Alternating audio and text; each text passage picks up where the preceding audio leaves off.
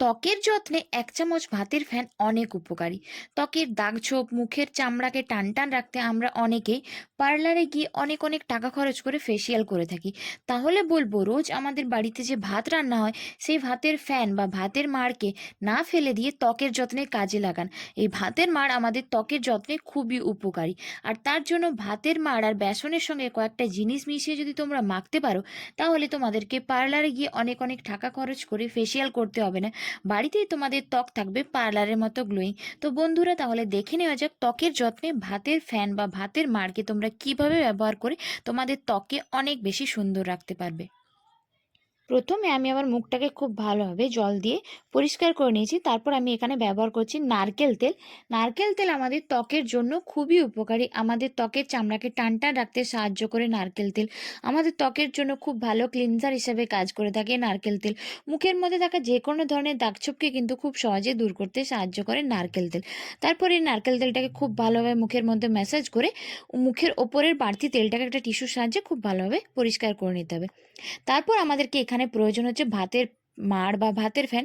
ভাতটা যখন তোমাদের ফুটবে, তারপর সেখান থেকে তোমরা ২ চামচ মতো ভাতের মাড় নিয়ে নেবে। আর তার সঙ্গে তোমাদেরকে মেশাতে হবে ১ চামচ মতো চা পাতা।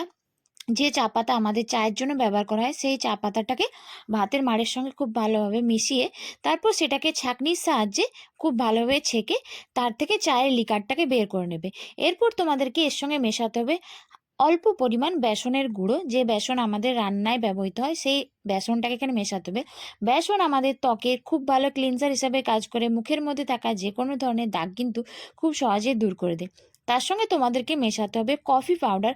কফির মধ্যে থাকা ক্যাফিন মুখের মধ্যে থাকা যে কোনো ধরনের ব্রণের দাগছোপ, সানট্যান কিন্তু খুব সহজে দূর করে দেয়। তারপর এই মিশ্রণটাকে খুব ভালোভাবে মিশিয়ে নেবে।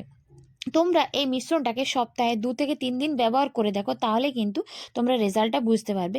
তারপর তোমরা তোমাদের হাতেও যেখানে কালো ট্যান পড়ে থাকে, সেখানেও কিন্তু এটাকে ব্যবহার করতে হবে।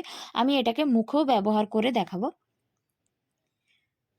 তো এটাকে তোমরা মুখেও ব্যবহার করতে পারো। যে জায়গাগুলোতে কালো দাগছোপ হয়ে গেছে, ট্যান পড়ে গেছে, গলাতে ব্যবহার করতে পারো। এটাকে রোজ স্নান করতে যাবার আগে সপ্তাহে ৩ দিন তোমরা ব্যবহার করে দেখো। দেখবে কিছুদিনের মধ্যে মুখের মধ্যে থাকা যে কোনো ধরনের দাগছোপ কিন্তু খুব সহজে দূর হয়ে যাবে। তারপর এটাকে ৫ থেকে ১০ মিনিট হালকা হাতে খুব ভালোভাবে ম্যাসাজ করে নেবে।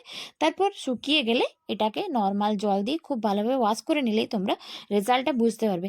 তো এটাই ছিল আজকের একটা ছোট্ট রেমেডি। তো ভিডিওটা কেমন লাগলো সেটা নিচে অবশ্যই কমেন্টস করে জানিও।